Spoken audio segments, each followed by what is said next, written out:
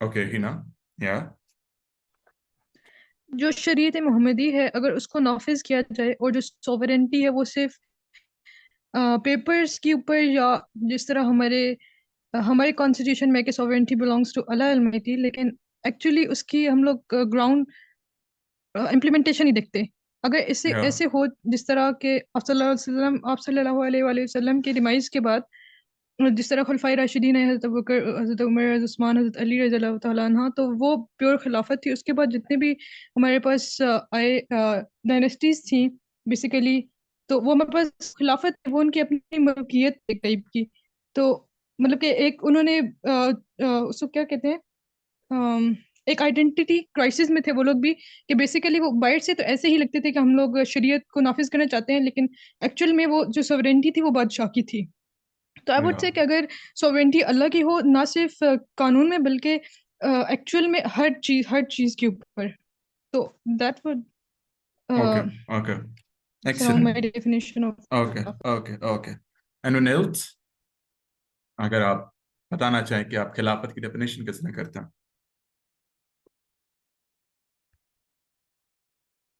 जी, accountability देखें, अल्लाह की शरीयत नाफिज हो और उसके साथ साथ अकाउंटेबिलिटी भी हो और ओके मौरूसियत नहीं हो। ये बहुत ओके इंपॉर्टेंट है। Okay okay. अकाउंटेबिलिटी बादशाहत में नहीं होती है। या वो अपना, उनका मोतसिब कोई नहीं होता। I agree to you. Anyone else?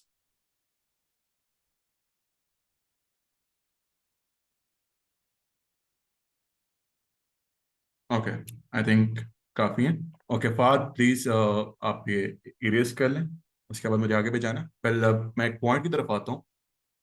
क्या हम खिलाफत को मुसलमानों के लिए सेंट्रलाइज्ड पॉलिटिक्स कह सकते हैं? कमेंट सेक्शन में लाइक यू गाइस अगर एग्री करते हैं या आप डिसएग्री करते हैं, आप ट्रू या फॉल्स लिखते हैं। सो एक पॉइंट, एक आर्गुमेंट है, क्या खिलाफत सेंट्रलाइज्ड पॉलिटिक्स ऑफ मुस्लिम्स है?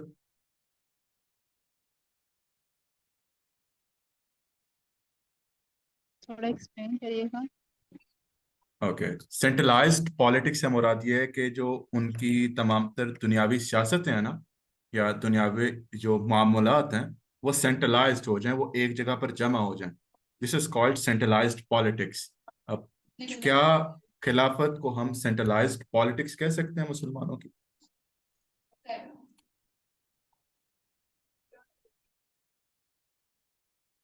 ही सेंट्रलाइज्ड ही होगी या एक्चुअली। या या या actually, so I am reading के मेजोरिटी यस कह रहे हैं। Okay, so okay, don't know, it's fine. Well, अब मेरा नेक्स्ट क्वेश्चन आप लोगों से कि क्या सेंट्रलाइज्ड पॉलिटिक्स के अंदर पावर सेंट्रलाइज नहीं होती? कोर्स ऑब्वियस सी बात है। इफ अगर किसी ने स्ट्रेटेजिक वॉरफेयर को पढ़ा हुआ है या किसी ने पॉलिटिक्स को पढ़ा हुआ है, तो सेंट्रलाइज्ड पॉलिटिक्स होने के लिए बहुत जरूरी है कि पावर सेंट्रलाइज्ड हो। ठीक है, अगर सियासत एक जगह पर इकट्ठी है, तो एक्चुअली पावर भी उस जगह पर इकट्ठी हुई हुई है। सो बाद नबी सल्लल्लाहु अलैहि वसल्लम, पावर जनाब अबू बकर सिद्दीक रज़ी अल्लाह तआला अन्हु के हाथ पर इकट्ठी हो चुकी हुई थी, जहां पर एक्चुअली सेंट्रलाइज्ड पॉलिटिक्स चल रही थी। ओके, सो वन थिंग कि जो खिलाफत है वो सेंट्रलाइज्ड पॉलिटिक्स है मुसलमानों की, और सेंट्रलाइज्ड पॉलिटिक्स के लिए जरूरी है कि पावर सेंट्रलाइज्ड हो। अब the question is, don't you guys think के सेंट्रलाइज्ड पावर के लिए सेंट्रलाइज्ड बिलीफ सिस्टम या सेंट्रलाइज्ड फिलॉसफी का होना बहुत जरूरी है? Again I see your answers in comment section. Don't you guys think के सेंट्रलाइज्ड पॉलिटिक्स के लिए सेंट्रलाइज पावर नेसेसरी है, और सेंट्रलाइज पावर के लिए एक सेंट्रलाइज बिलीफ सिस्टम, एक सेंट्रलाइज फिलॉसफी का होना बहुत जरूरी है?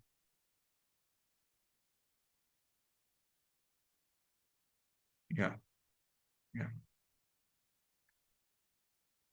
Okay okay.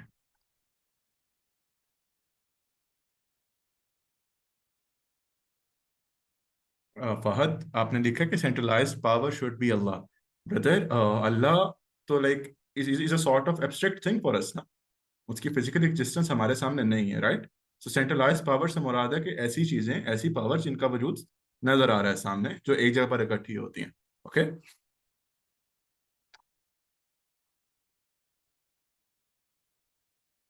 Okay. So centralise politics के लिए सेंट्रलाइज्ड पावर है, सेंट्रलाइज पावर के लिए हमारे पास सेंट्रलाइज बिलीफ सिस्टम या सेंट्रलाइज फिलोसफी है, जिसे हम सेंट्रलाइज आइडियोलॉजी कहते हैं। और सेंट्रलाइज आइडियोलॉजी के actually it's the Quran and the Sunnah of the profit.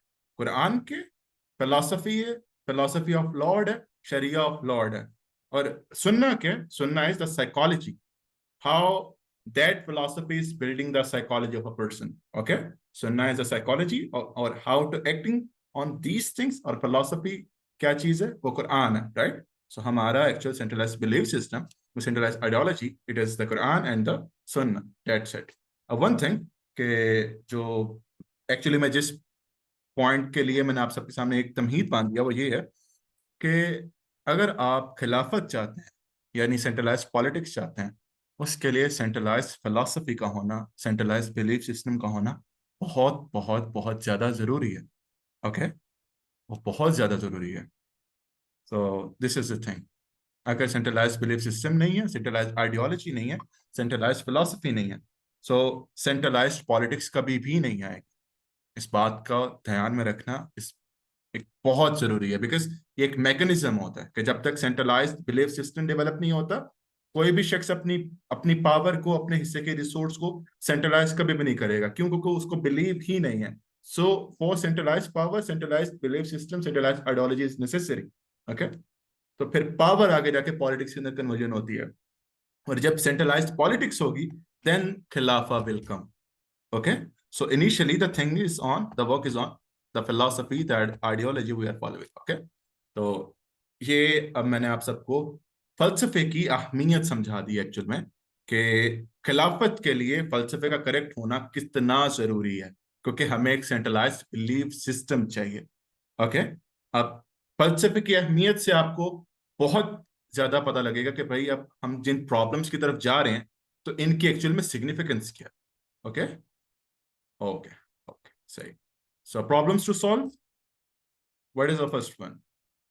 First one is evolvement of modern day philosophy.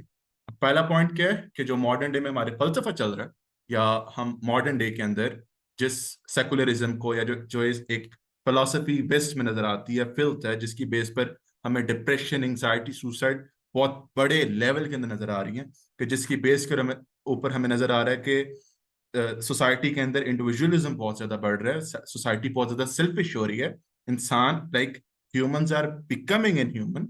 सो उस फिलोसफी की एक्चुअल में इवॉल्वमेंट कैसे हुई, ठीक है? सेकुलरिज्म एक्चुअली इनिशियली प्रपोज किसने किया था, और इसको किस तरह से पॉलिटिकल पावर कैसे मिली थी। ओके, और एक आप सबसे एक सवाल है, एक्चुअली सवाल नहीं, एक बात है आप सबसे, कि कोई भी फिलॉसफी तब तक राज नहीं हो सकती जब तक उसके साथ पॉलिटिकल पावर ना जुड़ जाए।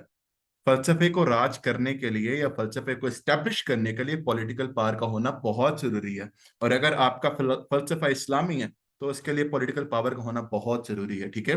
अगर आप कैपिटलिज्म देखते हो, कैपिटलिज्म के साथ एक पूरा पॉलिटिकल स्ट्रक्चर खड़ा हुआ है, ठीक है, जो कैपिटलिज्म को सपोर्ट कर रहे हैं, और वो फिलॉसफी एक्चुअली उनको एम्पावर कर रहे हैं, उस पॉलिटिकल स्ट्रक्चर को। ओके, कम्युनिज्म देखते हैं, सोशलिज्म देखते हैं, पांच के अंदर चले जाएं, मोनार्किस देखते हैं, हर एक की अपनी एक सेंट्रलाइज्ड बिलीफ सिस्टम था, जिनके ऊपर उनके रिसोर्सेज खड़े हुए थे, जिनके ऊपर उनकी पावर्स थी, ठीक है? सो ऐसा कहीं पे एग्जिस्टेंस ही नहीं है कि फलसफा एग्जिस्ट करता हो और वो जिंदा रह जाए बगैर पावर के। फलसफे को जिंदा रहने के लिए पावर बहुत नेसेसरी है, उसकी अपनी सस्टेनेबिलिटी के लिए, उसकी अपनी एग्जिस्टेंस के लिए। That is the point. Okay, so अगर हमारा फलसफा कुरान है या सुन्ना है, तो अगर हमें उसकी एग्जिस्टेंस चाहिए या उसको जिंदा रखना है, तो उसके लिए खिलाफत and the necessity and the significance of a political structure is it's like एक बहुत जरूरी है, ठीक है? One thing. अब हम देखेंगे कि इवॉल्व कैसा हुआ मॉडर्न डे फिलोसफी, बैक में जाएंगे, पॉलिटिकल स्ट्रक्चर्स पढ़ेंगे और इंटेलेक्चुअल डेवलपमेंट पढ़ेंगे यूरोप की। Okay, next thing, is it a godless philosophy? Now I am again I will ask to you guys, क्या लगता है कि क्या सेकुलरिज्म या जो मॉडर्न डे फिलोसफी है, क्या ये गॉडलेस है? Okay guys, I have to ask to you guys. Okay, yes, okay, ठीक है, yes, okay, सही, okay, no, ठीक है, अगर कोई शख्स बोलना चाहता है या अगर वो कोई कमेंट है इसके ऊपर कि गॉडलेस फिलॉसफी है तो क्यों है, और या एक्चुअली साजिया रोड के secularism supports it, exactly that's the point, और अगर नहीं है तो क्यों नहीं, अगर if someone want to speak he can speak, he और शी कैन स्पीक, ओके। रियासत और मजहब को अलग कर दिया है ना सेक्युलरिज्म में, तो या ऑब्वियसली वो तो या मर गई। या या एक्चुअली, एनीवन एल्स जो बोलना चाहता है? Okay, Is it related to atheism? You can say that, but ये डायरेक्टली इन एथिज्म नहीं है। सेकुलरिज्म में और एथिज्म में एक डिफरेंस है, लेकिन गॉडलेस का मतलब होता है खुदा का पीछे रख देना, right? We are not denying God, we are बस ये गॉडलेस कर दिया कि उसको निकाल के साइड पे कर दिया, उसका एथिज्म इज लाइक कि हम इनकार कर रहे हैं, लेकिन गॉडलेस मीन हमने उसको साइड पे कर दिया। एक्चुअली जो आजकल की फिलोसफी है that is more towards individualism. तो जो भी कोई मजहब है that is basically based on a collective principle, एक सेंट्रलाइज्ड प्रिंसिपल है ना यूनिटी का या कम्युनिटी का। ओके जो सेकुलरिज्म है, जो प्रिवेलेंट सिस्टम है, वो इंडिविजुअलिज्म को बहुत ज्यादा प्रमोट करते हैं, या मेरी मर्जी है। I agree okay okay, so secularism is basically a root cause of godless philosophy, I agree, yeah so actually अगर जब हम पढ़ेंगे ना, जब हम डिटेल्स में जाएंगे ऑलमोस्ट कब या जब रेनेसांस हुआ था, रेनेसांस पीरियड के अंदर, और इटालियन रेनेसांस हुआ था ऑलमोस्ट कई 15th to 16th सेंचुरी के अंदर, उसके बाद हमें एनलाइटनमेंट नजर आती है, तो हमें एक बहुत बड़ा एक फ्लो एक नजर आया था कॉमन पब्लिक के अंदर उस वक्त ही, कि पब्लिक रिएक्टिव हो गई थी चर्च के अगेंस्ट, और उन्होंने जिसकी बेस के ऊपर बिलीव्स को, ट्रेडिशंस को रिजेक्ट करना स्टार्ट कर दिया था। So a sense of rejection was existed, और जब आप बिलीव सिस्टम को और चर्च को आपने रिजेक्ट किया, तो रिएक्टिव, उसी रिएक्टिवनेस के अंदर क्या हुआ, एक्चुअली उन्होंने उन चर्च की अथॉरिटी को चैलेंज करते करते उन्होंने माइनस गॉड को कर दिया, right? So rejecting the belief system and the law of God is the way how secularism eliminated the God and belief system, and it became a godless philosophy. Yeah? Or okay. So next thing is कि अब godless philosophy क्यों है? इसके चंद एक हम वजूहात और भी बयान कर लेते हैं कि अल्लाह सेड इन कुरान सूरह फुरकान के अंदर कि ए नबी सल्लल्लाहु अलैहि वसल्लम, क्या तुमने उस शख्स को देखा है कि जिसने अपनी ख्वाहिशात इलाह को अपना खुदा बना लिया हुआ है? क्या तुम ऐसे शख्स की जिम्मेदारी लेते हो? अल्लाह सेड इन सूरह फुरकान आयत नंबर 43 कि ए नबी सल्लल्लाहु अलैहि वसल्लम, have you seen that person who, जिसने अपनी ख्वाहिशात नफ्स ही को अपना इलाह बना लिया हुआ है? क्या तुम उस शख्स की कोई जिम्मेदारी लेते हो? तो ख्वाहिशात नफ्स का इलाह बन जाना, खुदा बन जाना, इटसेल्फ एक गॉडलेस फिलॉसफी है। सेकुलरिज्म की बेस में क्या जाते हैं, इंडिविजुअलिज्म या उसके एडवांसमेंट्स की बुनियादें क्या हैं? कि आप ह्यूमन डिजायर्स की बेस के ऊपर चीजें रख रहे हो, ठीक है? अगर मॉडर्न डे एडवांसमेंट्स भी हो रहे हैं, वो कॉन्शियस बेस्ड नहीं है, वो डिजायर्ड बेस है। अब एक आप ही ने, मेरी बहन ने कहा था कि एक प्रॉब्लम LGBTQ, क्या LGBTQ एक डिजायर्ड बेस्ड फितना नहीं है? Actually it's the filth of human desire ना, और जब एक चीज ह्यूमन डिजायर का फिल्थ है, तो एक्चुअली उसने उस डिजायर ही को अपना इलाह बना लिया हुआ, जिसके बारे में अल्लाह से सूरह फुरकान, क्या नबी तुमने उस शख्स को देखा जिसने अपनी ख्वाहिशात नफ्स को इलाह बना लिया? ओके, सो या it's a godless philosophy. Godless philosophy क्यों है? क्योंकि उन्होंने एक्चुअली सेंट्रलाइज बिलीफ सिस्टम के अंदर खुदा को साइड पे करके उसकी जगह ह्यूमन डिजायर को रख दिया हुआ है, और जहां पर ह्यूमन डिजायर खुदा की जगह आ जाए बिलीफ सिस्टम के अंदर, वो चीज ऑटोमेटिकली गॉडलेस हो जाती है। Okay guys, so this is the thing. अब हम जाते हैं नेक्स्ट पॉइंट के ऊपर, व्हिच इज, हाँ, Congress of Saturn by Allama Iqbal. And किसी को कोई आइडिया मैं किसके बारे में बात कर रहा हूँ? शैतान की मजलिस शूरा। या एग्जैक्टली एनीवन एल्स अगर कोई वो बोलना चाहे इसके मुतालिक?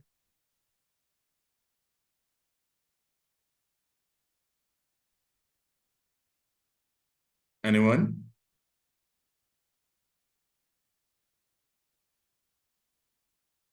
Okay fine. सो हिना, आपने जवाब दिया इब्लीस की मजलिस शूरा, कांग्रेस ऑफ शैतान बाय अल्लामा इकबाल। कोई आइडिया आपको कौन सी किताब है, बुक कौन सी थी?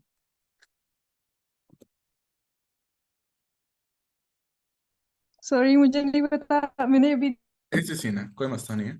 This book, okay, Armaghan Hijaz, and this is की 3 वीडियोस या मेरी थी। या इब्लीस की मजलिस शूरा, अरमगान हिजाज के अंदर।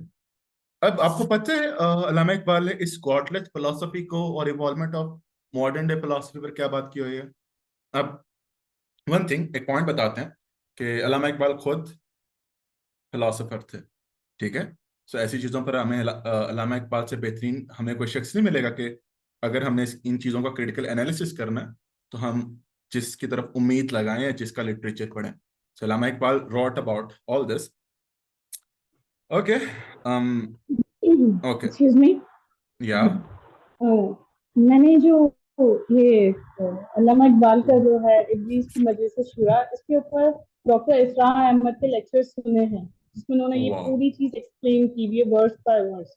ओके, तो या उन्होंने वो एक दफा सुनने से समझ भी नहीं आता था। You have to at least listen to 2 to 3 times to actually get the whole कि वो एक्चुअली बताना पूरे सिस्टम से क्या चाह रहे हैं और किस तरह उन्होंने पूरे ऑटोमन एम्पायर और आपका क्या कहते हैं मुसलमानी और या Jesus no no what is that name of that, हाँ मेरे जहन से सॉरी नाम निकल रहा है इसका, जो इनके और भी जो फिलोसफर वेस्टर्न कल्चर के सारे थे उन्हें विद द टाइम एरा सबको डिस्कस किया हुआ है थ्रू आउट टिल द जो बड़े सगीर में जो हम मुसलमान जब मुगल एम्पायर पे आके खड़े हो गए वहां तक पूरा उन्होंने वो हिस्ट्री डिस्कस की हुई है उसके अंदर। या या तो आई एग्री। उसके अंदर सूफीज के रोल्स को भी क्रिटिसाइज किया हुआ है और उसमें जो बेसिकली जो चीज मेन डिस्कस यही की हुई गई है कि मुसलमानों ने जब से अपना ये चीज छोड़ दी है ना कि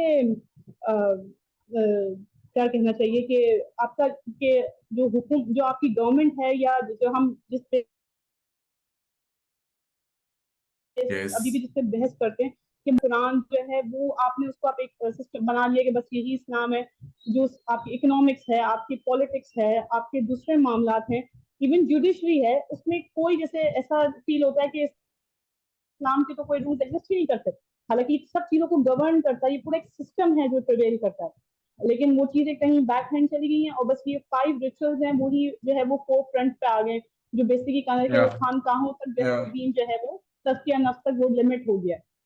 या या या वो एक्चुअली शेर ये था कि ये हमारी सही है फहम की करामत है कि आज सूफी और मुल्ला मलूकियत के बंदे हैं तमाम। एग्जैक्टली वो शेर ये था। जी या सो और लेकिन उन्होंने उसके उसको अंदर ओके कर दिया है कि या लेकिन एक चीज है कि सही। अल्लामा इकबाल, सॉरी, अल्लामा इकबाल ने इसको टुडेस के मुल्लाज और सूफी से लिंक किया। उन्होंने एक्चुअल जो एब्सोल्यूट डेफिनेशन ऑफ तसव्वुफ है या मौलवीज हैं उनका इनकार नहीं किया। उनका शेर था कि ये हमारी सही पहम की करामत है कि आज टुडेज वर्ल्ड में सूफी और मुल्ला मलूकियत के बंदे हैं तमाम, के both the Sufis and the scholars are the what we say servants of the monarchies, मलूकियत। या उसके अलावा हमें और भी बेतहाशा चीजें देखने को मिलती हैं इसके अंदर कि अफगानियों के साथ क्या करना है, हमारे लिए ईरानियों को अगर हमने अम, मारना है तो उसके लिए क्या स्ट्रेटेजी अपनाएंगे, how we have to deal with the Muslims of the Hindustan, like Indian Muslim के साथ क्या करना है। लामा Iqbal wrote all about this, ठीक है? और कांग्रेस ऑफ शेतन के अंदर एक्चुअली अब्लीस की मजलिस शूर है। तो एक्चुअली में अल्लामा इकबाल ने modern day philosophy of secularism जिसकी बेस पर वेस्ट खड़ा हुआ है उसको शैतानी फलसफा कह दिया हुआ है। तो गाइस गॉट इट?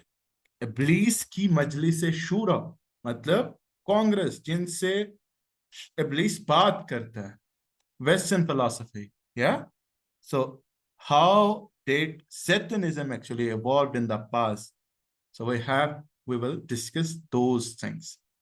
आप सबको आइडिया हो रहा है थोड़ा बहुत? Okay, so this is the Congress of Saturn. The next thing is understanding the history behind it. अब हम हिस्ट्री किस तरह करेंगे कि भाई हम जाएंगे रेनेसांस के अंदर, हम क्रूसेड्स से स्टार्ट करेंगे, मिडिवल एजेस। क्रूसेड्स क्या? सलाउद्दीन अय्यूबी और जो सलीबी जंगें हुई थी। उसके बाद चर्च ने एक बहुत बड़े काम किए थे, जस्ट बिकॉज उन्होंने बहुत बड़ी लेवल की सेक्रीफाइस किया था, उनके पास अथॉरिटी आ गई। अथॉरिटी आई, उन्होंने करप्शन स्टार्ट की, रेनेसांस पीरियड आया। रेनेसांस पीरियड में क्या, वो फॉल ऑफ हुआ कॉन्स्टेंटिनोपल, कुस्तुनतिनिया गिरा, तो आलम ईसाइयत में बहुत बड़े लेवल पर एक स्टार्ट हो गई, और वो रिएक्टिव हो गया चर्च के अगेंस्ट कि भाई तुम लोगों के पास अथॉरिटी थी, तुम लोग क्या कर रहे थे, हमारे यहाँ से कुस्तुनतिनिया निकल चुका है। उसके बाद एक रिएक्टिव साइकोलॉजी के अंदर हमें प्रोटेस्टेंटिज्म नजर आता है, प्रोटेस्टेंटिज्म नजर आता है। और उसके बाद सारी की सारी एक हिस्ट्री है कि फिर किस तरह से रेनेसांस, इटालियन रेनेसांस के अंदर, वेटिकान के अंदर स्टार्ट होता है।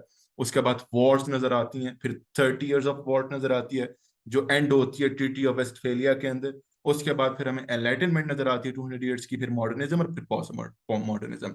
So understanding the history behind it, क्या कांग्रेस ऑफ सैटर्न एक्चुअली किस तरह बनी, उसकी सारी की सारी हिस्ट्री। ठीक है, वो किस जगह पर रिएक्टिव हो रहे थे अपने बेसिक ह्यूमन साइकोलॉजी में, लेकिन वो रिएक्टिव होते होते उन्होंने हक का ही इनकार कर दिया है। तो एक्चुअली क्या था कि हम उन चीजों को भी देखेंगे कि क्रिश्चियनिटी में ऐसे कौन कौन से फ्लॉज थे जिनकी बेस के ऊपर वो इंसानी नफ्सियात ही के अगेंस्ट हो गई। ड्यूरिंग दैट टाइम जिस घर से साइंस की या फलसफे की किताब मिल जाती थी ना, इट वाज लॉ कि उस शख्स को मार दिया जाएगा। इस कदर शक्ति थी क्रिटिकल एनालिसिस के ऊपर, राइट। सो एक शख्स आए थे जिनका नाम मार्टिन लूथर था, जिन्होंने एक्चुअली वो जो बाइबल वगैरह थी और जो स्क्रिप्चर्स थे क्रिश्चियन, वो प्रोवाइड किए अवाम उन्नास को, और इन कोड वर्ड्स उनको इल्मी किताबी बनाया कि भाई तुम्हारे जो स्कॉलर्स हैं वो तुमसे झूठ बोलते हैं, एक्चुअल ये है, खुद पढ़ो और खुद बिलीव करो। जिसके बाद अवाम थोड़ी सी इल्मी किताबी होगी, तो देन अवाम रिएक्टिव हो गई और अपने स्कॉलर से क्वेश्चन करना स्टार्ट कर दिया, और अपने ही स्कॉलर्स की अथॉरिटी के ऊपर क्वेश्चन करना स्टार्ट कर दिया कि आप लोग हमसे झूठ बोल रहे थे, this is the reality, just because आप हमसे झूठ क्यों बोल रहे थे, क्योंकि आपको अपनी अथॉरिटी मनवानी थी, ताकि आप हम पर रूल कर सकें, राइट। सो दिस वाज, मैंने भी आपको मोटा मोटा बताया, और हम इस चीज को डिटेल के अंदर पढ़ेंगे अब हमारे अपकमिंग सेशंस के अंदर। So desires as a new god, हम गॉडलेस फिलॉसफी में बात कर चुके हैं कि किस तरह से ख्वाहिशात नया खुदा बन चुकी हैं, क्योंकि हमें कॉन्शियस बेस कोई भी प्रोग्रामिंग नहीं करनी, हमने अपनी ख्वाहिशात नफ्स की तरवीज ही के लिए इस फलसफे को और इस स्ट्रक्चर को फॉलो करना है।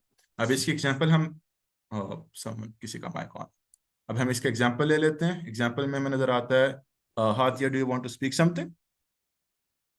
ओके, सही, No, it was by mistake. Okay, so ठीक है। So desire as new god is के अगर आप देखें कि क्या किसी को आइडिया है कि वर्ल्ड का टोटल कैपिटल कितना? एनीवन? ओके, इजी सीन है। ओके, क्या किसी को आइडिया है कि वन गॉड और ब्लैक रॉक की इकट्ठी वेल्थ कितनी है इज्तिमाई तौर पे? एनीवन? 8 ट्रिलियन। सईदा खदीजा कितनी? मुझे 8 trillion, right? 8 trillion, 8 trillion 8, okay, 8, right, approximately। या ओके। इट्स, जो रिसर्च मैंने पढ़ी थी उसके अंदर वो 12 ट्रिलियन लिखी हुई थी वन गॉड की और ब्लैक रॉक की। अब एक सिंपल सा सवाल है आप लोगों से कि अगर कंपनीज की अपनी वेल्थ 8 to 12 ट्रिलियन डॉलर्स है, क्या ऐसा पॉसिबल है कि इतने बड़े कैपिटल के बावजूद दुनिया में कोई भूखा सो जाए? सिंपल सवाल है। अगर इतना बड़ा कैपिटल मौजूद है, क्या ऐसी पॉसिबिलिटी है कि दुनिया में कोई भूखा सो जाए? सिंपल, नहीं, नहीं हो सकता। ये आई थिंक नेचर ही के अगेंस्ट है कि खाना मौजूद हो और लोग भूखे सो रहे हो। डिजायर्स नया खुदा कैसे हैं? अब आप में से सबको वैसे कैपिटलिज्म का तो पता होगा कि कैपिटलिज्म इज के प्रीचिंग और डूइंग इबादा ऑफ योर ऑन कैपिटलिज्म कि आप प्राइवेट ऑनरशिप ले रहे होते हो और अपने रेवेन्यू को और अपने कैपिटल को जनरेट कर रहे होते, एक्चुअली आपने अपने कैपिटल ही को अपना खुदा तस्वुर कर लिया हुआ है कैपिटलिज्म के अंदर, एक प्राइवेट ऑनरशिप में. सो अल्लाह सेड इन कुरान दैट अल हाकुमुत तकासुर हत्ता ज़ुरतुमुल मकाबिर. What is all हाकुमुत तकासुर? तकासुर क्या है?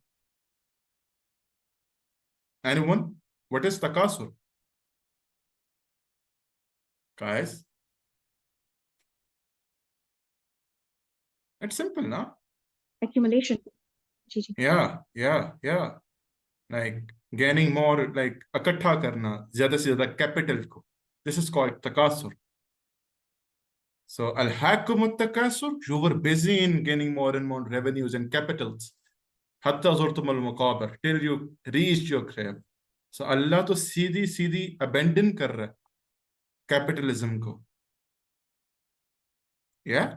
So जो modern day philosophy exist कर रही है. So desires as new God, ख्वाहिशात नया खुदा बन चुकी हुई हैं. LGBT की एग्जांपल हमारे सामने है, राइट? दुनिया में इतना कैपिटल मौजूद होने के बावजूद ह्यूमैनिटी नहीं है, एग्जिस्ट नहीं कर रही. और देख लें, आप ऑफिस कल्चर देख लें, आप ऑर्गेनाइजेशनल बिहेवियर देख लें, और इवन के यूनिवर्सिटीज में देख लें कि क्या ह्यूमैनिटी एग्जिस्ट करती है, क्या ब्रदरहुड उस तरह से एग्जिस्ट करता है? No. Everyone is busy in fulfilling their desires and self gratification, and the self gratification which is leading them towards what we guys say like the sort of selfishness. और जिस पर हमें research मिलती है कि last 20 years के अंदर जो 20 साल पहले की हमारी एज रेस थी और अब की race, 6200 times we are more selfish than them. Research है, राइट? डिजायर्स नया खुदा बन चुकी हुई हैं. Next thing, okay, evaluating a process to counter फितना. अब हम क्या करेंगे कि जब सीरीज हमारी स्टार्ट होगी, हम फिर एट द एंड सॉल्यूशंस की तरफ जाएंगे, सारे के सारे प्रोसेस का क्रिटिकल एनालिसिस करने के बावजूद. हम स्टार्ट होंगे इनिशियली ग्रीक्स से. ग्रीक के बाद किस तरह से रोमन एम्पायर बढ़ती है, ग्रीक्स के अंदर किस तरह से हमें मैसेडोनियंस मिलते हैं, एचेमेनिड एम्पायर मिलती है, एक्चुअली वो पर्शियंस थे, ठीक है. उसके अलावा किस तरह से फिर हमें वो रोमन्स एम्पायर नजर आती है, फिर कॉन्स्टेंटीन जूव से क्रिश्चियन होता है. उसके बाद फिर फॉल ऑफ, फिर 500 साल वो रोमन एम्पायर जुड़ी रहती है, फिर फॉल ऑफ रोमन एम्पायर होता है. उसके बाद फिर मुस्लिम अरेबियन पेनिनसुला से मुस्लिम उठते हैं, वो दुनिया पे चाहते हैं बेसिड्स, हमारा लाइक व्हाट टू से के आर्ट का, अपने आर्किटेक्ट का, हमारे लिटरेचर का, विजडम का पीक था बेसिड्स के टाइम पर. फिर रोमन्स के फॉल के बाद वो होता है, देन हमें नजर आते हैं गेंगिस खान का पीरियड नजर आता है. गेंगिस खान के पीरियड के बाद हमें फिर रेनेसांस पीरियड ऑफ वेस्ट नजर आएगा. फिर रेनेसांस के बाद हम टिल्स टुडे, तो करीब करीब 2500 साल पीछे से स्टार्ट करेंगे, जिसके अंदर से 1500 साल हमारे एक्चुअल में कंसर्निंग नहीं है, क्योंकि हमें उसके अंदर से कुछ मोटा मोटा नहीं, हम सिर्फ एक ओवरव्यू लेंगे. उसके बाद हम 1200 से स्टार्ट होंगे और टुडेज वर्ल्ड से पास्ट 800 साल तक की चीजें पढ़ेंगे, ठीक है. और उसके बाद एट द एंड जब हम सारी चीजों की व्हाट वी से स्ट्रक्चरिंग कर लेंगे कि ये मसला यहाँ से है, उसके बाद हम प्रोसेस की इवेल्युएट करेंगे उस फितने को काउंटर करने के लिए. या सो अब आपके सामने नजर आ रहा है कि जो पॉइंट्स हम एक्चुअली करेंगे. Initially it's the brief introduction of Europe, then the Dark Ages, Renaissance period, 14th to 17th century, Enlightenment period, 18th to 19th century, Modernism, 19th to 20th century, and Postmodernism, 20th century till now. Okay, so that was all in that slide actually. Or okay, so no, sorry. Okay, sorry. Okay. अब हम चलते हैं. ये actual में एक overview था कि हमने इस सीरीज के अंदर देखना क्या क्या और करना क्या क्या, ठीक है. और इसके बाद हम इवेल्युएशन की तरफ जाएंगे कि चीजें, हमने अगर इन चीजों से बचना है अपने आप को, तो हमारी स्ट्रेटेजी क्या होगी. ओके, सो या अब हम चलते हैं नेक्स्ट स्लाइड्स की तरफ। ओके, अब intellectual, okay minute, intellectual development of Europe आ गया। उसके मेन पॉइंट्स ये हैं, brief introduction of Europe, Greeks, dark ages, blah blah. फिर उसके अंदर हमें ब्रीफ इंट्रोडक्शन ऑफ यूरोप है, ग्रीक्स हैं, डार्क एजेस है, रेनेसांस पीरियड है, एक साइड पे पॉलिटिकल स्ट्रक्चर है, राइट साइड पर उनकी इंटेलेक्चुअल डेवलपमेंट है। एनलाइटनमेंट पीरियड है, लेफ्ट साइड पर हमारे पास नजर आ रही हैं what we can say the political structure and their political upbringing, और राइट साइड पे हमारे पास इंटेलेक्चुअल एलिवेशन आपकी मॉडर्निज्म में लेफ्ट साइड पे, देन राइट साइड पे फिलोसफी या आइडियोलॉजी, और लेफ्ट साइड पे world wars, emergence of new states, cold war, post cold war scenario, then current age, और राइट साइड पे the clash of civilisation, rejection of modernism, rejection of the materiality, rejection of the metaphysics and desires of the new God, postmodernism, and then the solutions, right? So this is the thing. अब renaissance देख रहे हैं, तो अब इसमें देख रहे हैं कि लेफ्ट साइड पे पीरियड्स ऑफ पॉलिटिकल, उन पॉलिटिकल स्ट्रक्चर्स किस तरह से, उनके पॉलिटिकल क्लैश क्या थे, कॉन्फ्लिक्ट क्या थे, और पॉलिटिकल के साथ साथ हम इंटेलेक्ट देखेंगे, क्योंकि मैं इनिशियली आप लोगों को ये बात बता चुका हूं कि इंटेलेक्ट या जो इंटेलेक्चुअल फिलॉसफी है या आइडियोलॉजी है या सेंट्रलाइज बिलीफ सिस्टम है, उसके सर्वाइवल के लिए या उसकी सस्टेनेबिलिटी के लिए पॉलिटिकल स्ट्रक्चर या पॉलिटिकल पावर का होना कितना जरूरी है, ठीक है। और उसके लिए फिर मैंने खिलाफत के मुतालिक आप लोगों से सवाल किए और all those things, yes, okay. तो ओके ओके ओके ओके, ठीक है। So now I am coming to you guys. आज का जो हमारा टॉपिक होगा, हम उसके अंदर वैसे थोड़ा बहुत डिस्कस करेंगे the brief introduction of Europe, ठीक है, ये रहा। Then we will go for the Greeks and the dark ages. Okay, हम इसकी तरफ जाएंगे, लेकिन एक बार मर्तबा हम पीछे आते हैं, या ताकि अब आप लोगों से थोड़े से मैं सवाल कर सकूं। So guys, you guys are with me now, I have to ask a few things to you guys. Okay, kindly कोई एक शख्स या कोई 2 या 3 लोग अपना हैंड रेस करें, मैं जिनसे क्वेश्चंस कर सकता हूँ, लाइक वॉलंटियर करें अपने आप को।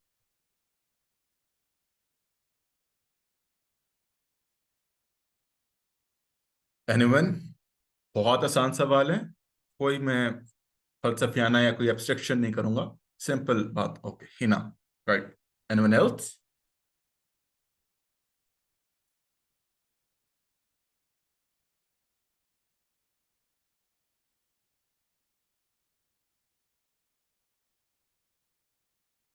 ओके, ठीक है, मैं पिक कर लेता हूँ।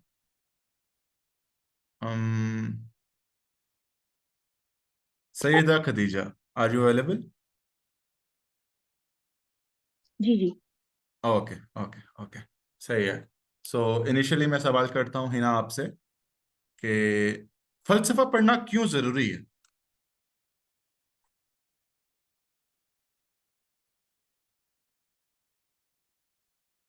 You there Hina? यस, मैं सोच रही हूँ। ओके, हाँ ठीक है, सोचने की सीन है। ओके, सेम क्वेश्चन खदीजा मैं आपसे पूछूंगा, आप भी इस पर थोड़ी सी ब्रेनस्टॉर्मिंग कर लें कि व्हाट यू थिंक के फलसफा पढ़ना क्यों जरूरी है बहुत ज्यादा। हाँ, अगर कोई और शख्स जवाब देना चाहता है तो वो दे सकता है। ओके, साइकी सही। समझने के लिए। क्या समझने के लिए? साइकिक समझने के लिए, ओके किसी भी चीज की साइकी समझने के लिए बहुत जरूरी है। ओके, लाइक अब आई हैव अ पॉइंट। या ओके, लाइक हम लोग की जो डेली लाइफ है उसमें सुपरफिशियल सिनेरियोज होते हैं, अगर उनकी इन डेप्थ रियलिटी को देखना है जो कि असल में परसीव नहीं होती एक आम लेमैन के लिए, तो आई गेस उसके लिए फिलोसफर्स होते हैं जो फिलोसफी को तरतीब देते हैं। Is this the thing? Okay okay, और इसके तो लिए से हम मैं, लोग जो रियलिटी है उसको समझने की कोशिश करें। या एक्सक्यूज दैट्स, मी, या मैं भी कुछ कहना चाहूंगी। ओके आई थिंक ये इस वक्त जो भी सिस्टम्स प्रिवेल कर रहे हैं या किसी भी सेक्टर ऑफ लाइफ में कोई भी आइडियोलॉजी है, तो उसके पीछे कोई ना कोई फिलोसफी है, कोई ना कोई थिंकर्स हैं, कोई फिलोसफर्स हैं जिनकी एक पूरी एक सॉर्ट ऑफ आप कहना चाहिए ग्रोथ के बाद ही एक चीज हमारे पास एक फाइनल प्रोडक्ट आता है किसी भी सिस्टम का, किसी भी आइडियोलॉजी का, जो एक हम जिसे आजकल एक बहुत ही मॉडर्न टर्म में ट्रेंड कहते हैं। तो उसकी या पीछे वो फिलोसफीज होती हैं जो या एक टाइम या तक चल रही होती है, और उसके बाद एक फाइनल प्रोडक्ट हमारे सामने आता है। तो उस चीज की पूरी चीज को समझने के लिए आपको फिलोसफी पढ़ना बहुत जरूरी है। या आई एग्री। हिना, आपका सवाल, आपका जवाब बहुत अच्छा था। मिस कुरुतो ने आपने बहुत अच्छा जवाब दिया। या Khadija, you spoke good. Anyone else? क्या कोई I और have जवाब देना? another point. Okay, sure. To understand the why or the reason behind the things, जिस तरह इन्होंने कहा, मैं उनकी बात को sum up वाओ, कर रही हूँ यस कुरैत लैन की, कि to yes, understand the reason behind things, why things happen, how और what का तो हमें पता चल जाता है जिस तरह वो establish होती हैं, या लेकिन why का obviously कोई बता सकता है। मीन टू से कि फिजिक्स तो हमें पता लग जाती है, लेकिन हमें मेटाफिजिक्स की तरफ भी जाना है। I agree. Yeah we have to go for the why. Good. Okay, क्या कोई और जवाब देना चाहेगा? ओके, फलसफा पढ़ना क्यों जरूरी है? ओके, ठीक है, फाइन। तो ठीक है, मैं बता देता हूँ। वेल सर, शायद भी इस पर बहुत ज्यादा बात करते हैं। फलसफा एक्चुअल में, पहले हम जाते हैं कि भाई अगर फलसफे की सिग्निफिकेंस की तरफ जा रहे हैं, पहले जाते हैं कि भाई फलसफा होता क्या। एक्चुअली फलसफा हम किसी चीज की का एटर्नल व्यू ले रहे हैं। एटर्नल व्यू समझते हैं ना, उसकी एक एक डायमेंशन से उसे देखना। ये अगर पेंसिल मेरे सामने है तो पेंसिल का मैं एक एक एंगल देख रहा हूँ। एटर्नल व्यू देने के बाद वो मेरे सामने क्या पिक्चर क्रिएट कर रहा है। This is the philosophy. Okay, philosophy actual में कहा जाता है कि किसी भी चीज की नेचर को देख लेना। Like what is the nature of that reality, what is the nature of that knowledge, उस चीज की नेचर क्या है। That actually what is philosophy. लफ्ज फलसफा है ना, इसको एक्चुअल में फिलॉसफी कहते हैं। फिलॉसफी ग्रीक वर्ड था, जो दो एक्चुअल अल्फाज हैं, एक सोफी है, एक फिलो है। ओके, अगर आप में से कोई बायोलॉजी या मेडिसिन के बैकग्राउंड से है ना, तो उसको आइडिया होगा। जो फिलो होता है ना, हमने लाइक हाइड्रोफिलिक पढ़ा है, न्यूक्लियोफिलिक पढ़ा है, और हाइड्रोफिलिक था, न्यूक्लियोफिलिक था, इलेक्ट्रोफिलिक था। ठीक है, इस तरह की टर्मिनोलॉजीज पढ़ी है। फिलो कहते हैं मोहब्बत को, लव को, अट्रैक्शन को। Philo is attraction, love and या लाइकनेस। या so philo is attraction, likeness, love, and all this. And Sophie means wisdom. Yeah. So one thing is philo means love, and the other thing is Sophie. Sophie means wisdom. So it's actually love and wisdom. Love and wisdom. Shah Waliullah Delvi, Rahmatullah Ta'ala alayh, Hijjatul Baligha, he wrote के जो हासिल है ना हमारा Islamic philosophy का, it's upon two things, it's love and justice. और उन्होंने love के अंदर एम्पथी को बहुत ज्यादा डिस्कस किया था, शाह वली उल्लाह दलवी ने रहमतुल्लाह ताला अलैह। तो what are the two things? One thing is the love and the other thing is justice. लेकिन फिलोसॉफी में देखें तो one thing is love and other thing is wisdom. लेकिन जस्टिस की बेस भी एक्चुअल में विजडम ही से आती है। तो हम जिसको शाह वली दलवी हासिल कह रहे हैं दीन का, वो मोहब्बत और हिकमत के अंदर, मोहब्बत और इंसाफ में, लव एंड जस्टिस के अंदर है। सो फिलोसॉफी इज एक्चुअली मोहब्बत एंड हिकमत। वो मोहब्बत और इंसाफ है, जस्टिस है। लेकिन फिलोसफी इटसेल्फ मोहब्बत और विजडम है। So this is the thing. Okay, okay. So अब हम कंटिन्यू करते हैं, फलसफा पढ़ना जरूरी क्यों। एक्चुअल में फलसफा, okay Hina, you want to say something? ये यहाँ पे थोड़ा सा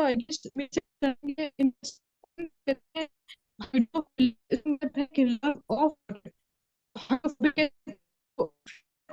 Okay. philosophy and for love for Hina, wisdom, आपकी love आवाज of wisdom. क्लियर नहीं है।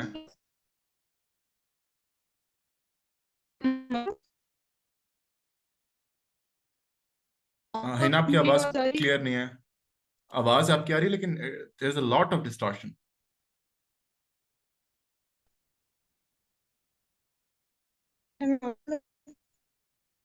अच्छा करें आप टाइप कर दें, ओके आप टाइप कर दें बिकॉज आपकी आवाज नहीं आ रही।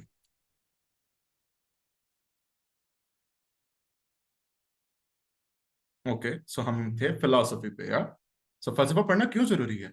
एक्चुअली फलसफा उस फितरत का नाम है जो किसी भी चीज जो हमारे अंदर एग्जिस्ट करती है, जो हमारे इर्द गिर्द हो रही है, उसकी स्टडी को, कि उस चीज की फितरत क्या है, उस चीज की रियलिटी क्या है।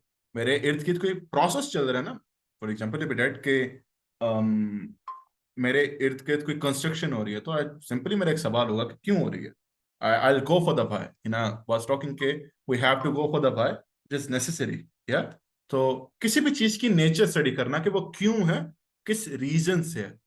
ओके बिस्मा, ओके या Asif, is there any difference between philosophy and intellectualism जिस तरह आप डिफाइन कर रहे हो? Is there any difference? आपने वर्ड क्या दूसरे इस्तेमाल किया, intellectualism? Yes, intellectualism and philosophy are different. यार मैं बताता हूँ इंटेलेक्ट क्या होता है। इंटेलेक्ट होता है कि आप कितने बड़े लेवल का नॉलेज स्टोर कर सकते हो और उसको कितने बड़े लेवल की प्रॉब्लम उसे सॉल्व कर सकते हो, इसको इंटेलेक्ट कहते हैं। Intellect is a power of human intelligence, कि वो कितना बड़ा नॉलेज स्टोर कर सकती है और उससे कितने बड़े लेवल की प्रॉब्लम सॉल्व कर सकती है, ठीक है। सो knowledge storing and making it a practical wisdom is intellect, ठीक है। सो इंटेलेक्चुअलिज्म तो होता है कि उन चीजों की तरफ ध्यान देना कि हमने विजडम को कितना गेन करना है और उसको कितना प्रैक्टिकल बनाना है। So that ism would be intellectualism, या वेल फिलोसफी की मैंने भी डेफिनेशन की बात करूं, well to be very honest, intellect is from wisdom और sophy is about love and wisdom. तो दोनों का लिंकिंग तो आई थिंक बहुत ज्यादा है, ठीक है। That is the thing. Bisma, okay okay. So मैं बात कर रहा था कि हाँ, चीजों की नेचर की तरफ जाना कि उनके रीजन क्या क्या वो चीजें एग्जिस्ट करती हैं या कोई प्रोसेस हो रहा है, तो उसके लिए आप फिलोसफी की तरफ जाते हो, फलसफे की तरफ जाते हो। अब हमारे नजदीक क्या है कि हमारे नजदीक कायनात एग्जिस्ट करती है, हमारे नजदीक अच्छाई बुराई है, तो हम अगेन क्वेश्चन करेंगे, हमारी नेचर क्वेश्चन करेंगे कि चीजें एग्जिस्ट क्यों करती हैं। तो उसके लिए हम फिर वाय में जाएंगे और उनकी फितरत क्या है। जब हम फितरत, उनकी फितरत पढ़ने चाहेंगे या उनकी हकीकत पढ़ने चाहेंगे, तो बहुत जरूरी है कि हमें कोई सोर्स मिले, ठीक है ना। अगर आप डीप एब्स्ट्रैक्शन फिलोसॉफिकल डिस्कशंस पढ़े ना, इवन प्री प्लेटोनिक या प्लेटोनिक लिटरेचर भी, तो आपको नजर आता है कि हमेशा डीप लेवल के नॉलेज के अंदर वो सोर्स की तरफ जाते हैं कि what is the actual source, या कि जो एक्चुअल में नेचर डिफाइन करेगा। और जो लोग बिलीव को या अथॉरिटी को रिजेक्ट कर रहे होते हैं ना, वो एक्चुअली सोर्स को भी रिजेक्ट कर रहे होते हैं। और जब वो सोर्स को रिजेक्ट कर देते हैं तो एक्चुअली वो कह रहे होते हैं कि एवरीथिंग इज डिलूजनल। आप नीचे की किताब पढ़ें, बियॉन्ड गुड एंड इविल, से आपको पता लग जाएगा, ठीक है। और अगर आपके पास वो बेल्ट इस्टेब्लिश, आपके पास वो एस्टेब्लिश विजडम नहीं है, आप इस तरह की चीजें पढ़ेंगे, अपने आप इस फितने का शिकार हो जाएंगे जो एक्चुअली मॉडर्न डे के अंदर एग्जिस्ट कर रहा है और जिसका हम एक्चुअली क्रिटिकल एनालिसिस कर रहे हैं, या। सो वाई की तरफ जाना, नेचर की तरफ जाना, उसके लिए फलसफे का होना बहुत जरूरी है। और एक्चुअल में हमें जो शरीयत दी गई है या जो कुरान दिया गया, एक्चुअली फिलोसफी ऑफ लाइफ ही तो दी गई है। और उसके साथ जो सीरत दी गई है वो नफ्सियात, या। फिलोसफी एक्चुअल में करती क्या है, फिलोसफी इज अ सॉफ्टवेयर जो एक हार्डवेयर में जाती है। उसके बाद हार्डवेयर की प्रॉपर रनिंग के लिए उस सॉफ्टवेयर का होना बहुत जरूरी है। तो हमारी जो जिंदगी है उसका सॉफ्टवेयर दीन इस्लाम है, जो एक्चुअली हमारा फलसफा है। उसके बाद हमारे अंदर क्या होता है, कुछ नफ्सियात डेवलप होती हैं जो वो वाली फिलोसफी बिल्ड करती है, ठीक है। कुछ ट्रेड्स डेवलप होती हैं, ठीक है। और उसकी फिर हमें एक इस्टेब्लिश नफ्सियात भी चाहिए। अगर एक इस्टेब्लिश फलसफा है ना, तो हमें इस्टेब्लिश नफ्सियात भी चाहिए, क्योंकि हमने एम्बॉडी देखना है कि इस नफ्सियात, इस फलसफे की प्रैक्टिकल एग्जांपल ये है, स्टैंडर्ड ये है। तो हम फिर नबी अलैहिस्सलाम की तरफ जाते हैं कि या this is the psychology this philosophy is building. तो हर एक क्वेश्चन, हर एक एब्स्ट्रैक्शन, हर एक प्रॉब्लम जो हमारे इर्द गिर्द एग्जिस्ट कर रही है, जो हमारे इर्द गिर्द के प्रोसेस हो रहे हैं, उनकी नेचर, उनके सोर्स की तरफ जाना, उनकी रियलिटी के लिए की तरफ जाना, we need some philosophical establishment, जिसके लिए फलसफा बहुत जरूरी है, ठीक है। और सोर्स में जाते हैं तो हमें फिर कुरान और हदीस और चीजें, इस तरह की चीजें नजर आती हैं। That's it. Okay so Let me read. Everyone, please read. I believe philosophy is actually love of wisdom. ठीक है.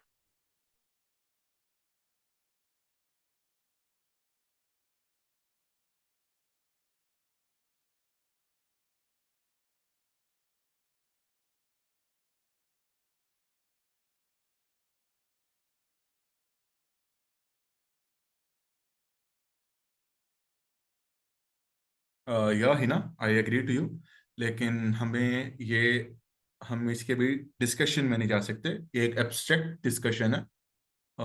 तो हम इसको किसी और दिन या हम बाद में इसको डिस्कस कर लेंगे. या यू आर राइट, लेकिन इसके लिए आपको एक प्रोसेस समझना पड़ेगा, जिसके अंदर हमें कुछ फिलोसफर्स को भी डिस्कस करना पड़ेगा. Next, that's it. So guys, हमने डिस्कशन बहुत ज़्यादा कर ली. अब हम काम की तरफ आते हैं. करना क्या अभी? पॉइंट ये है कि भाई हम अब करेंगे क्या कि हम सारे के सारे फलसफे को पढ़ेंगे. हमने फिलॉसफी की सिग्निफिकेंस पढ़ ली, बहुत क्यों जरूरी है. और वेस्टर्न फिलॉसफी अगर करप्ट थी तो उसने सोसाइटी के अंदर कितने बड़े लेवल की डिवास्टेशन डाली है. ठीक है. सो एक पीसफुल सोसाइटी के लिए एक एस्टेब्लिश फिलॉसफी का होना कितना जरूरी है, वही खास डिस्कस्ड अबाउट है. डिस्कस्ड कैलिफेट सिस्टम और हर वो चीजें वगैरह वगैरह. अब ये तमाम तर चीजें आपने अपने माइंड में रखनी है. ठीक है. अब इसके बाद मैं आपको बताता हूँ कि इस सीरीज को दौरान हम हर जुमे की रात को 1.5 घंटे का सेशन करेंगे. इनिशियली मैं रेनेसांस पढ़ाऊंगा, उसकी पॉलिटिकल स्ट्रक्चर और उस दौरानिए में क्या क्या फलसफे उभर कर सामने आए थे. उसके बाद फिर मैं उससे नेक्स्ट वीक के अंदर मैं पढ़ाऊंगा एनलाइटनमेंट. एनलाइटनमेंट के अंदर फिर उस दौर के फिलोसफर्स, उस दौर के क्या पॉलिटिकल मामलात थे, किस तरह से साइंटिफिक एडवांसमेंट हुई और किस तरह से उसके बाद इंडस्ट्रियलाइजेशन आती है और उस वक्त में भी आवाम किस किस तरह से रिएक्टिव हुए थे. एनलाइटनमेंट के बाद हम जाएंगे मॉडर्निज्म की तरफ. किस तरह से ट्रेडिशंस को टोटली रिजेक्ट किया गया और किस तरह से मॉडर्निज्म के अंदर फिर भी थोड़ी बहुत आपको चीजें नजर आती हैं कि वो मेटा रियलिटी में और रिलीजन की तरफ बिलीव था. आप इवन उनको पढ़ें, उस दौर के बड़े बड़े इंटेलेक्चुअल्स को और साइंसदानों को भी पढ़ें, आपको चीजें नजर आ जाती हैं. ठीक है. उसके बाद आप पोस्ट मॉडर्निज्म की तरफ आएंगे और एक एक वीक के अंदर हम चीजें करते रहेंगे. वर्ड हो गया? Can you suggest some books? Okay, well, चलें कर लेंगे, इसी सीन है. असल में होता ये है कि ना, जब तक ये एक बहुत गहरा पॉइंट है, जब तक आपका अपना थॉट प्रोसेस इंडिपेंडेंट नहीं ना होता, सेल्फ स्टडी की तरफ कभी भी ना जाए. ठीक है. जब तक आप थॉट प्रोसेस आपका दूसरी चीजों पे या दूसरी परसेप्शन पे डिपेंडेंट है ना, जब तक आपकी अपनी कोई सोच डेवलप नहीं हो चुकी हुई, मैं जनरली कहता हूं कि आप कभी भी इसकी तरफ किताबों को खुद पढ़ने की तरफ ना जाएं. ठीक है. सो ठीक है, हम इस पे डिस्कस कर लेंगे. हम डिस्कस कर लेंगे. ओके. सो वेल, अब इन 6 हफ्तों के दौरान मैं आपको 3 असाइनमेंट्स दूंगा. ठीक है. और बहुत जो एक्चुअल चीज है कि मुझे आप सबकी तरफ से एक कोलैबोरेशन चाहिए. ठीक है. आप सब क्योंकि एक्चुअली इस पर्पस क्या है इस सीरीज का या इस सेशन का, ये है कि मुझे अवेयरनेस बिल्ड करनी है कि अगर आपके नजदीक इतने फितने आ रहे हैं ना, इसके पीछे एक पूरा फलसफा है, जिस फलसफे की पूरी एक तारीख है. और फलसफा किस तरह से असरअंदाज होता है नफ्सियात की बिल्डिंग के अंदर. और नफ्सियात ही एक्चुअल में सेंट्रलाइज थिंग है, क्योंकि individual is the thing of the society, क्योंकि इंडिविजुअल ही सोसाइटी शेप करते हैं. सो इंडिविजुअल्स को कौन शेप करता है, उनकी नफ्सियात कौन शेप करता है, उस फलसफे को डिस्कस होएगा और उस फलसफे की तारीख है. तो उस चीजों का पढ़ना बहुत जरूरी है. इसलिए मैं आप लोगों की कोलैबोरेशन चाहता हूँ और मैं आप लोगों को कुछ असाइनमेंट्स दूंगा. So now you guys have to do your first assignment. Everyone, एक बहुत मजेदार सी एक केस स्टडी देने लगा हूं आप लोगों को. अपनी अपनी किताबें निकालने, आप लोगों को कुछ नोट करवाना है. एवरीवन, ओके, मैं आपको कुछ नोट करवाऊंगा. वेल, एक चीज है, जब आप ये असाइनमेंट करेंगे आपको बहुत मजा आने लगा है. आपका थॉट प्रोसेस जिस तरह से हिलेगा ना, और आपको वो कहते नहीं है, वो एक रियलाइजेशन होती है, फिर उसके बाद एक डोपामाइन बूस्ट होता है. You guys are gonna enjoy it. आपको एक असाइनमेंट देता हूँ अभी. सो जिसने किताब अपने सामने नोटबुक निकाल के रख ली है वो यस लिखे मैसेज के अंदर। ओके ओके ओह, बेहतरीन बेहतरीन, अच्छे स्टूडेंट हो यार आप लोग। Good. Well, not students, companions, we all are companions for Islam. Good good.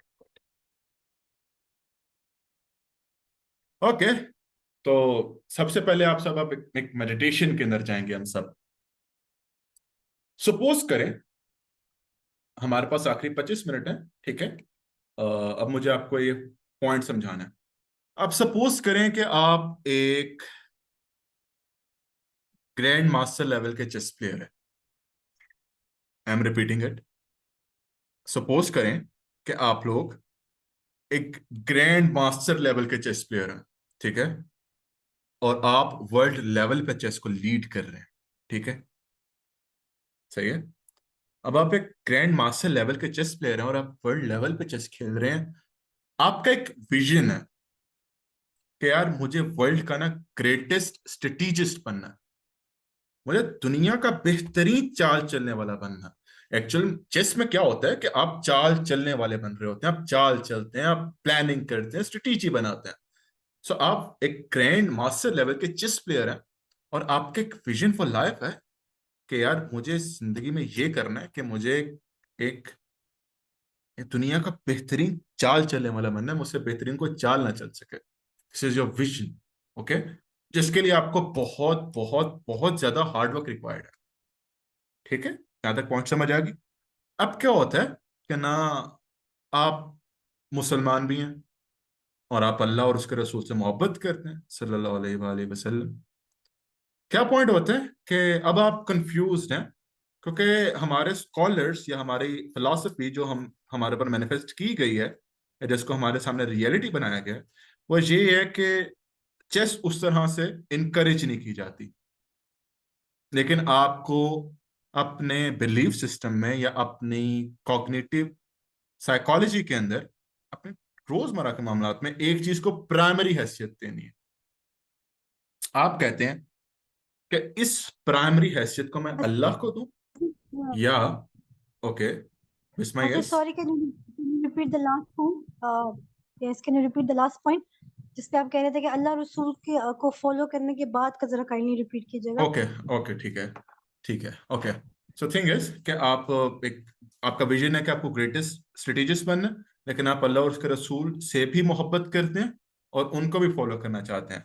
लेकिन क्या होता है कि अब आपको चूज करना है कि आपकी कॉग्निटिव साइकोलॉजी में या आपके अंदर प्राइमरी हैसियत की चीज क्या होगी।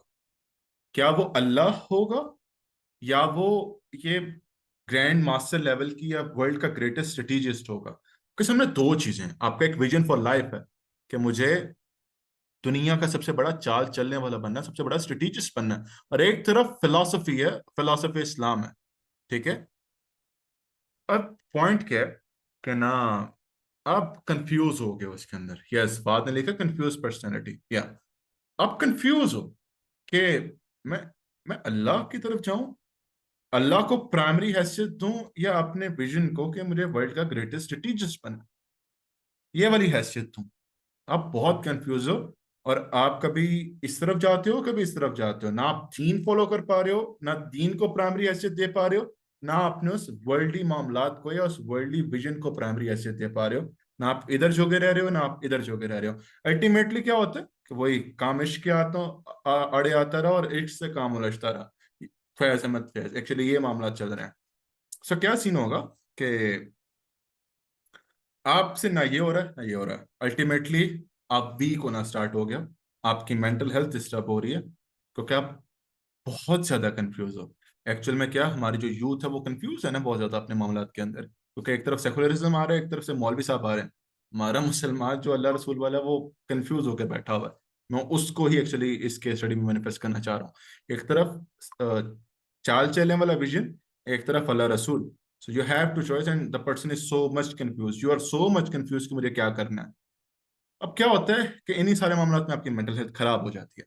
जब आपकी मेंटल हेल्थ खराब होती है तो आप एक दिन बैठ जाते हो, ना ये कर पाते हो, ये भी हार गए और ये भी हार गए, कुछ नहीं कर पाए, वीक हो गए, चुप करके बैठ गए। सो एक दिन क्या करते हो आप, कुरान निकालते हो, कहते हो यार मैं फिलॉसफी पढ़ता हूँ, अल्लाह ने एक्चुअली मुझे क्या बात की हुई है। सो जब आप पढ़ने जाते हो, so what you study in Quran, सूरह अनफाल के अंदर, कि एक तरफ काफिर चाल चल रहे थे और एक तरफ अल्लाह चाल चल रहा था, और अल्लाह तो बेहतरीन चाल चलने वाला है। आपको ये पॉइंट बड़ा हिट करता है, या उस कंफ्यूज पर्सनैलिटी को ये पॉइंट बहुत हिट करता है। वो कहते हैं यार Allah is the greatest strategist of all, और मुझे भी वर्ल्ड का ग्रेटेस्ट स्ट्रेटेजिस्ट बनना है। अगर मैं ग्रेटेस्ट स्ट्रेटेजिस्ट के साथ अलाइनमेंट में आ जाता हूं, तो ये चीज तो ऑटोमेटिकली मेरे अंदर बिल्ड हो जाएगी। पॉइंट समझ रहे हैं? मेरा वर्ल्डली विजन है, मुझे दुनिया का सबसे बड़ा ग्रेटेस्ट स्ट्रेटेजिस्ट बनना है, और एक तरफ मेरा प्राइमरी पर्पस है, लेकिन मैं प्राइमरी पर्पस और इसके दरमियान नहीं कर पा रहा, मैं कंफ्यूज हूं। लेकिन जब मैं सूरह अनफाल पढ़ता हूं, अल्लाह कहते हैं कि Allah is the greatest strategist of all.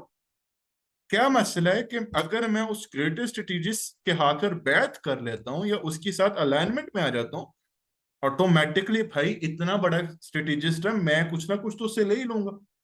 तो मैं अगर इसके साथ अलाइनमेंट में आ रहा हूं, मैं ग्रेटेस्ट स्ट्रेटेजिस्ट अपने आप बन रहा हूं। पॉइंट समझ रहे? दिस इज व्हाट वी से, this is what alignment is, alignment with the divine order. ठीक है, अब मैं आपको एग्जांपल देता हूं इसकी।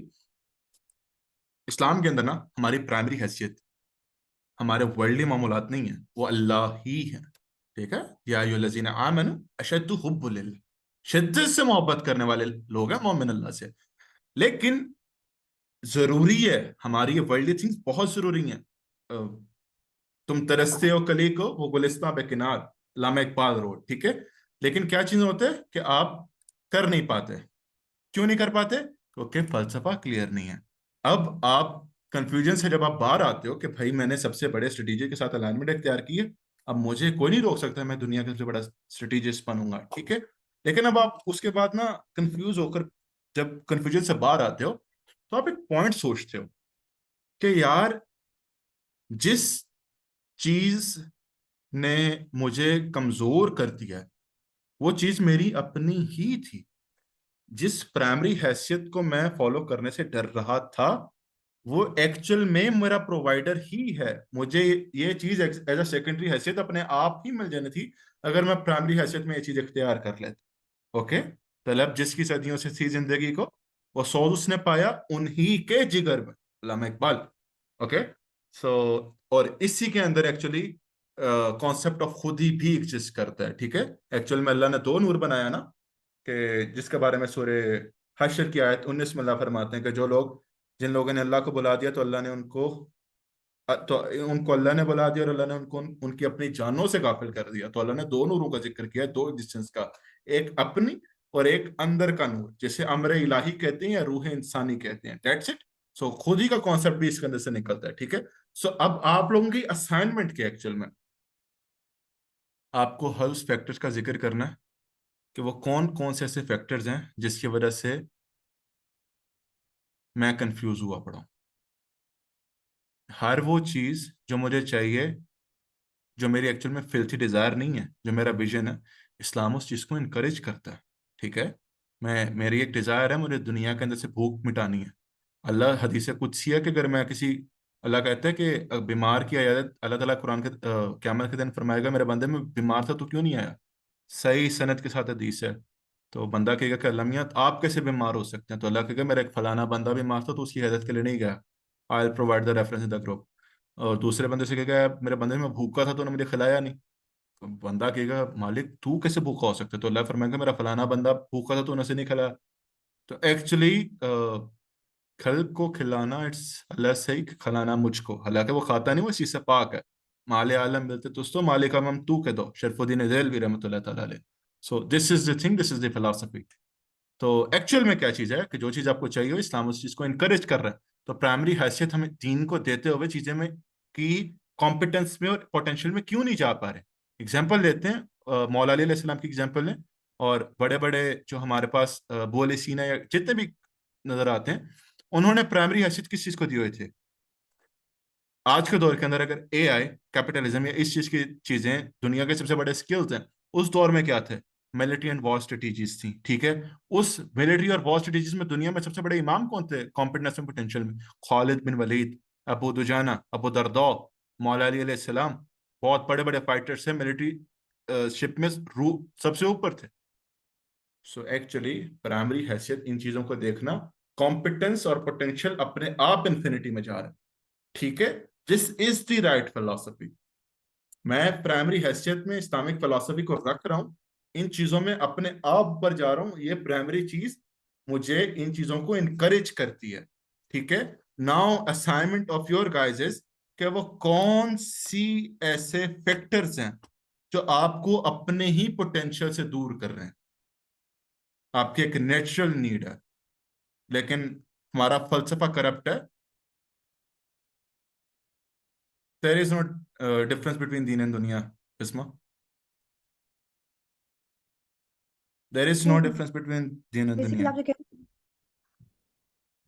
हाँ नहीं, obviously there is no difference, but ये जो कंफ्यूजन जो हमारे दरमियान है एज अ या मुस्लिम या या या या एग्जिस्ट करी कि बेसिकली सब या हम कंफ्यूज हैं कि हमारा हमारा विजन क्लैश ना करे ना। या या तो अब हमें basically summarising your point, I want to say मतलब ओके स्पीक। मटेरियल से ज्यादा फैक्टर्स जो है आई ना, वांट टू हाँ, ओके ओके स्पीक। कहने का मतलब था कि मैं आपके पॉइंट को समराइज करना चाह रही थी कि बेसिकली मतलब ये कि दीन और दुनिया में जो हमारी कंफ्यूजन है ना, हमारी कंफ्यूजन है, इट इज या नॉट या एक्चुअली रिलीजन, या या लेकिन हमारी या कंफ्यूजन है कि या हम दीन और दुनिया को balance नहीं कर पाते ना। या फिर उस पे हमने बेसिकली या एक्चुअली अब मैं इसकी एविडेंस के अंदर आता हूँ। बिस्मा, आपने पॉइंट बिल्कुल सही पकड़ा है। हमारे यहाँ क्या है, दीन और दुनिया को डिफरेंस बना दिया गया। असल में दीन और दुनिया को डिफरेंस है ही नहीं। There is nothing difference between Deen and duniya. दीन है क्या? दीन प्रोग्रामिंग है, सॉफ्टवेयर है दुनिया का, ठीक है। मैं रास्ते से एक पत्ता उठा रहा हूँ ना, एक उसकी सफाई के लिए, एक मैं लकड़ी का एक एक व्हाट वी से एक टहनी उठा रहा हूँ कि किसी को तकलीफ ना पहुंचे। हदीस में आता है कि अल्लाह ने उस पर भी मेरे ऊपर सवाब लिख दिया हुआ है, ठीक है। मैं किसी बीमार की आयादत जा रहा हूँ, किसी को खाना खिला रहा हूँ, अल्लाह कह रहा है इट्स लाइक तुम मुझे खाना खिला रहे हो या मेरी आयादत कर, ठीक है। तो एक्चुअल में हमारे यहाँ एक नजर आता है कि साइंस पढ़ रहे हो, दिस इज दुनियावी इल्म। क्या है कि यार, अल्लाह सेड तफक्कुरून, तफक्कुर करो, कायनात देखो मेरी। जिसने रात के और सुबह के आने में निशानियां हैं अकल वालों के लिए, से साइंस ना। अल्लाह इज प्रमोटिंग, इनकरेजिंग, और मैंने उसको दुनियावी इल्म कह दिया हुआ है। ओके, क्या नाम था? जाबिर इब्ने हयान, जाबिर इब्ने अब्दुल्लाह अंसारी ना, जाबिर इब्ने हयान। जाबिर इब्ने हयान क्या 500 किताबें उनकी, 1300 किताबें उनकी मैकेनिकल डिवाइसेस पर, कि 500 किताबें उनकी फलसफे पर हैं, 300 किताबें उनकी मेडिसिन के ऊपर हैं। स्टूडेंट किसके? इमाम जाफर सादिक के। 500 किताबें उनकी, उनके स्टूडेंट्स पूरी कर रहे हैं। उनकी किताब किताबुल हिज्र समझ ही नहीं आए किसी को, इस बड़े लेवल की इंटेलेक्ट की किताब से। किताब सौद इतनी बड़ी किताब से समझ नहीं आई, इतने बड़े बड़े लेवल की चीजों को देख के गए हैं। क्या वो दुनियावी इल्म था? क्या इमाम जाफर सादिक अलैहिस्सलाम दुनियावी चीज प्रमोट करके गए? नो नो, ठीक है। बवाकिल नजूम, रीड दैट, पता लगेगा there is no difference between Deen and duniya. इन्हें माला माला बनिया, वो तो एग्जैक्टली बात ठीक है। ओके, सो ये आप लोगों की अब असाइनमेंट है। आपको हर उस फैक्टर का तलाश करना है कि वो कौन सी ऐसी चीज़ है जो एक्चुअल में दीनी है, लेकिन उलमा साहब ने उसको दुनिया बना के मेरे सामने प्रेजेंट कर दिया हुआ है, ठीक है। आपको एक कोशिश करनी है, और आपको उन गैप्स को तलाश करना है कि मुझ में और इस्लामिक ट्रू फिलॉसफी में क्या क्या गैप्स एग्जिस्ट करते हैं, ठीक है। अल्लाह वलियुल्लज़ीना आमनू युखरिजुहुम मिनज़ ज़ुलुमाति इलन नूर, you have to believe in that. वल्लज़ीना कफ़रू औलियाहुमुत तागूत युखरिजुनहुम इलन नूरि मिनज़ ज़ुलुमात उलाइका हुमुल फ़ासिक़ून हुम फ़ीहा ख़ालिदून। अल्लाह वली है हर अहले ईमान का जुल्मत से रोशनी की तरफ ले जाएगा, और हर वो शख्स जो तागूती है या जो कुफर में है या जो ईमान नहीं रखता और जो उनके दोस्त हैं, वो अगर कुछ नूर के अंदर हुए अभी, तो अल्लाह वो नूर खत्म करके जुल्म के अंदर ले आएगा। ठीक है, मसले की चीज नहीं है। You have to go for the philosophy. Okay guys, अब अगर किसी को क्वेश्चन समझ नहीं आया, मुझसे दोबारा पूछ ले गाइस।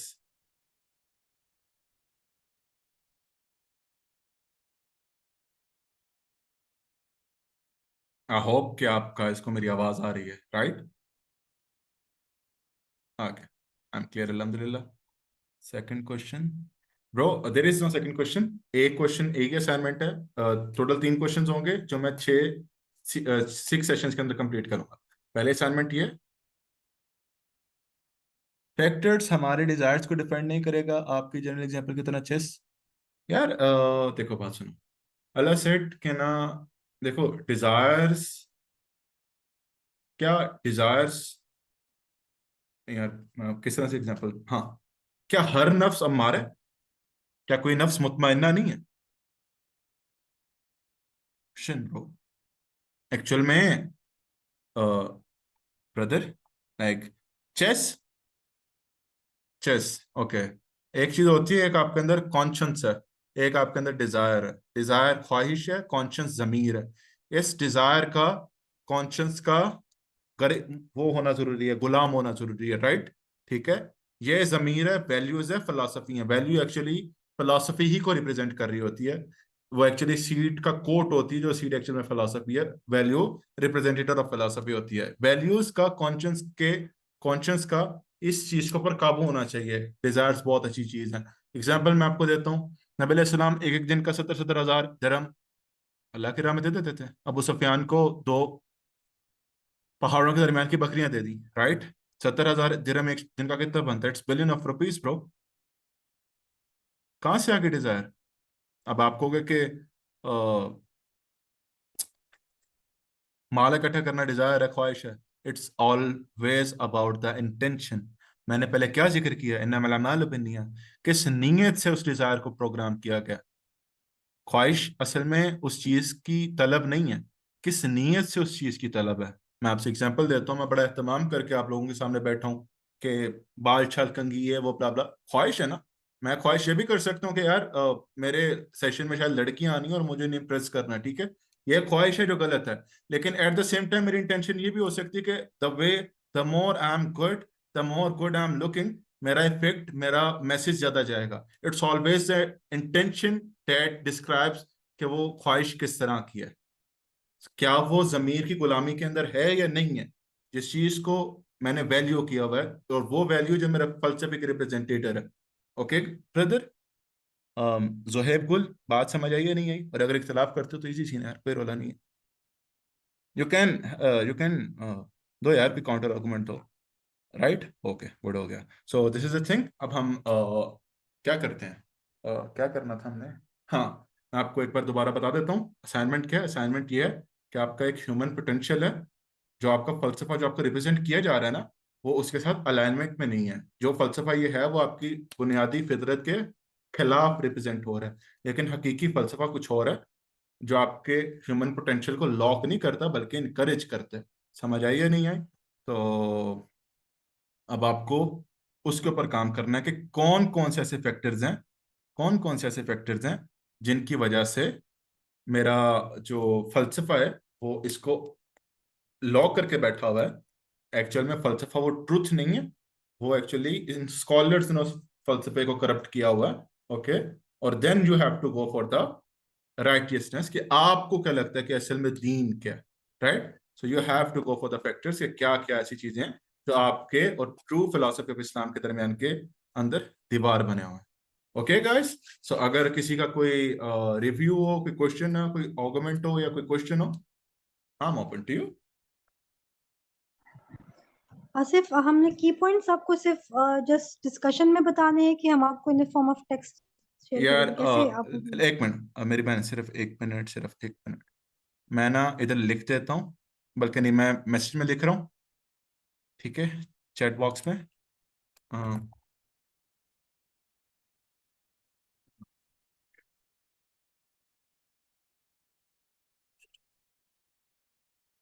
मैंने आपको मेल सेंड की है, ठीक है। आपका कोई क्वेश्चन है, आप मुझे इधर इसके अकॉर्डिंग या जनरली आप मुझसे पूछ लें, और आप अपना जो असाइनमेंट है मुझे इधर सबमिट करेंगे। मैंने आपको अपने मेल सेंड कर दिया। Okay guys, everyone. Okay, that was I was asking, की पॉइंट्स बताने के डिटेल में उन फैक्टर्स को आपको डिस्कस करके बताना है। नहीं ठीक है, आप इट्स अप टू यू। ठीक है, अगर आपको तफसील में जाना है तो आप तफसील में चले जाएं, और अगर आपको की पॉइंट्स ठीक बताना है इट्स अप टू यू कि जिस तरह आप लिखना चाहती हैं। वेल मैं ये लाइक है। इनकरेज करूंगा कि आप तफसील से मुझे लिख के दें, ताकि मैं ज्यादा से ज्यादा इन्फॉर्मेशन उसके अंदर से गैदर कर सकूं और मुझे डिफरेंट पैटर्न्स देखने को मिलेंगे। ठीक है, तो इसी टेंशन के साथ मैं लाइक प्रेफर करता हूँ कि आप ज्यादा लिखें। So rumishamas49@gmail.com. So you guys have to send your assignment इसके ऊपर। और अगर आपको कोई क्वेश्चन है, वेल हमारा टाइम ओवर हो रहा है तो अभी भी कर सकते हैं। वेल अभी नहीं, आप ऐसे करना कि मुझे भेज देना मेरे, या क्वेश्चन पूछ लेना ग्रुप के अंदर या मेल पे। ठीक, आई होप कि आप गायस को सीखने को कुछ ना कुछ तो मिला ही होगा इंशाल्लाह। फलसफा क्यों जरूरी है, सिग्निफिकेंस क्या है, फलसफा किस तरह से नफ्सियात को इफेक्ट करता है, और किसी भी फलसफे को के लिए या किसी भी फलसफे को एक पॉलिटिकल स्ट्रक्चर और एक पावर क्यों नेसेसरी है, खिलाफत क्या होती है, सेंट्रलाइज पॉलिटिक्स के लिए सेंट्रलाइज पावर चाहिए, सेंट्रलाइज पावर के लिए सेंट्रलाइज बिलीफ सिस्टम चाहिए, और एक्चुअल चीज सेंट्रलाइज बिलीफ सिस्टम ही को पैदा करना है। ठीक है, और उसके अलावा फिर हमने फलसफे की नेसेसिटी, उसकी सिग्निफिकेंस पे बात की, और उसके बाद बताया कि क्यों जरूरी है उनकी जो मॉडर्न डे फिल्थ है, ये मॉडर्न डे गंदगी है, जो फित्ना है, इसके डिस्कोर्स के अंदर उनकी हिस्ट्री पढ़ना। और उसमें फिर हमने वाय का जिक्र किया, वट का जिक्र किया, फलसफा की होता क्या है, हकीकत क्या होती है, वगैरह वगैरह। Then I gave you the क्या दिया था, हाँ assignment, then I gave you the assignment. Okay, so okay, so everyone take very good care of your health. अल्लाह हाफिज, फी अमान अल्लाह। ओके, अल्लाह हाफिज। अल्लाह हाफिज। अल्लाह हाफिज, अल्लाह हाफिज।